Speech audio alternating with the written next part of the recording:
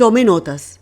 Sea como los de Berea en Hechos 17, versículos 10 y 11. Verifique con su Biblia lo aprendido. Hoy cerraremos con broche de oro nuestro tema sobre el Dios de la creación, estudiando la tercera persona del Dios Trino, es a saber, el Espíritu Santo.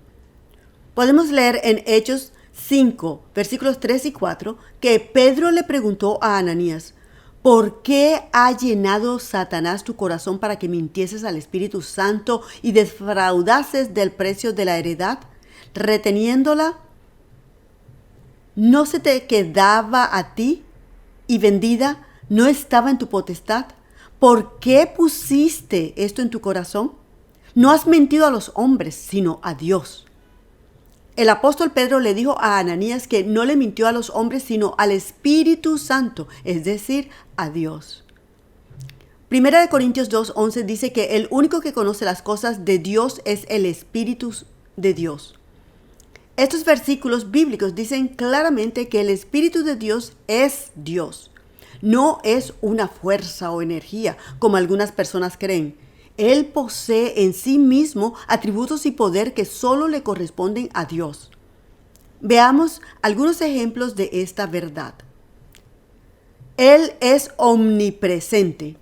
El Salmo 139:7 dice: ¿a dónde me iré de tu espíritu? ¿Y a dónde huiré de tu presencia? Si subiera a los cielos, allí estás tú. Y si en el abismo hiciera mi estrado, he aquí, allí tú estás. El Espíritu Santo es omnisciente. Primera de Corintios 2:10 dice que el Espíritu Santo todo lo escudriña, aún lo profundo de Dios. El Espíritu Santo estuvo presente durante la creación, como lo podemos leer en Génesis 1:2. Job 33:4 dice que el Espíritu de Dios nos hizo y el aliento del Todopoderoso nos dio vida. El Espíritu Santo fue quien levantó a Jesús de los muertos y también Él es quien vivificará nuestros cuerpos mortales. Romanos 8:11. Él es el Espíritu de sabiduría. Isaías 11, del 1 al 3, hablando de Jesús, dice: y reposará sobre él el Espíritu de Jehová, Espíritu de sabiduría y de inteligencia, Espíritu de consejo y de fortaleza, Espíritu de conocimiento y de temor de Jehová. El versículo nos está revelando que el Espíritu Santo es la sabiduría de Jehová. Teniendo en cuenta este hecho, le sugiero fuertemente que lea detenidamente el Proverbio 8, el cual se refiere al Espíritu Santo. Ahora, debemos entender que la sabiduría no es lo mismo que la inteligencia. Por un lado, la sabiduría es el temor a Jehová. Proverbios 1:7. Temor a Jehová no significa miedo o pánico, sino respeto reverencial al Dios Altísimo. Por el otro lado, la inteligencia sin Dios, sin temor de Dios, es carnal, animal y diabólica. Santiago 3, del 13 al 18. El Espíritu Santo es la parte de Dios que está aquí en la tierra ayudándonos a vencer el mal. El Padre está en el cielo y Jesús está intercediendo por nosotros ante el Padre. El Proverbios 8:31, en referencia a la sabiduría de Jehová, es decir, al Espíritu Santo, dice: huélgome en la parte habitable de su tierra, y mis delicias son con los hijos de los hombres.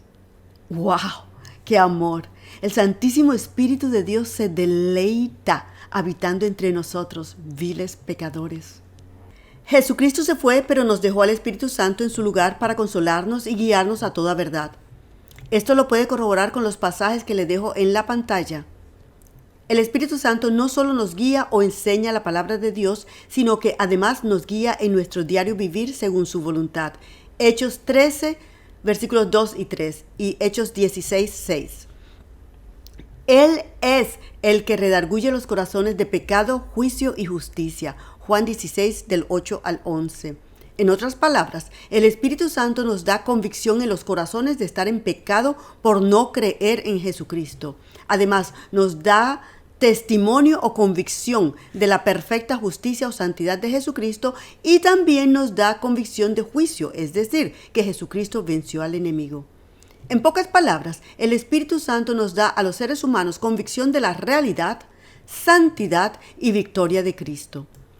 Si el Espíritu Santo no actúa en el ser humano, es imposible que creamos por nosotros mismos en Jesucristo, el Hijo de Dios, ni en su obra redentora a favor nuestro. Por eso, la importancia de orar que el Señor envíe su Espíritu a redarguir al mundo de pecado, juicio y justicia. La obra del Espíritu Santo en nuestros corazones, en el momento en que aceptamos sinceramente a Jesucristo como Señor y Salvador de nuestras vidas, el Espíritu Santo comienza su obra transformadora en nuestro interior. Por ejemplo, 1 Corintios 3, 16, también en el capítulo 6, versículos 19, y 2 Corintios 6, 16 dicen que el Espíritu Santo hace su residencia en nosotros. Romanos 8, del 15 al 17 nos asegura que el Espíritu Santo nos da convicción en nuestros corazones de que somos hijos de Dios. Además, el Espíritu Santo nos ayuda a orar como conviene, Romanos 8, 26 y 27, y nos da el poder y el coraje y la unción para testificar de Cristo. Hechos 1, 8 y capítulo 6, versículo 10.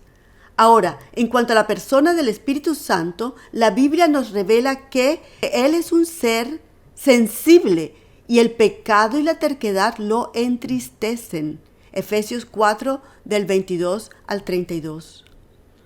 Le voy a decir algo que, aunque es duro, es muy cierto. No lo digo para hacerle sentir mal, sino más bien para alentarlo a que busque más seriamente del Señor y le pregunte si lo que voy a decirle es cierto. Piense esto. Basado en Romanos 8, del 15 al 17, si usted no tiene la convicción de ser hijo o hija de Dios, muy seguramente es que no lo sea. Pues como dice el pasaje, el Espíritu Santo es el que nos da esa convicción.